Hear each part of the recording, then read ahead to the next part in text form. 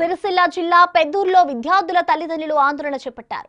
మహాత్మా జ్యోతిరావు పూలే గురుకుల పాఠశాలను మరో భవనంలోకి మార్చాలంటూ రోడ్డుపై బైఠాయించారు. ప్రస్తుత భవనంలో సరైన వసతులు లేక విద్యార్థులు తీవ్ర ఇబ్బందులు పడుతున్నారని ఆరోపించారు. ఒక్కో రూమ్లో 70 మంది విద్యార్థులను ఉంచుతున్నారని ఆవేదన వ్యక్తం చేశారు. ఏ ఒక్క విద్యార్థి అనారోగ్యానికి గురైనా అది మిగిలిన విద్యార్థులకు సోకుతుందని అన్నారు. కలెక్టర్ వెంటనే స్పందించి మరో భవనంలోకి మార్చాలని డిమాండ్ చేశారు.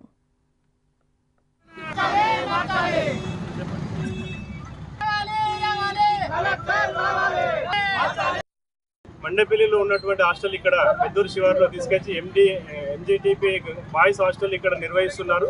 అయితే ఇది ఇక్కడ ఎనిమిది రూమ్లే ఉన్నాయి. ఒక్కొక్క రూమ్ లో 70 మంది పిల్లలను పడుకోబెట్టి అందులో చేస్తున్నారు. ఒక్కొక్క రూమ్ లో 70 మంది పిల్లలు పడుకోవడం వల్ల అలాగూ అనేక రకాల ఇబ్బందులు కడుతున్నాయి. జ్వరాలు వస్తున్నాయి, అలాగే ఆరోగ్య సమస్యలు వస్తున్నాయి.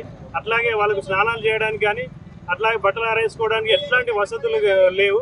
ప్రభుత్వాలు ఎంతో పిల్లల కోసం ఎంతో 1,20,000 రూపాయలు ఖర్చు పెడుతున్నామంటున్నాయి, కానీ ఇక్కడ ఈ హాస్టల్లో చూస్తే మాత్రం వసతులు ఏమాత్రం లేవు.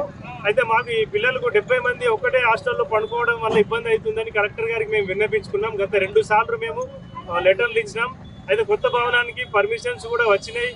దాన్ని మారుస్తామని గత 2-3 నెలల నుంచి అదే విషయం చెప్తున్నారు హాస్టల్ యాజమాన్యం గారు. మేము ఎన్నిసార్లు వాళ్ళకి వినతులు ఇచ్చినా, మేము రిక్వెస్ట్ చేసినా మార్చడం లేదు.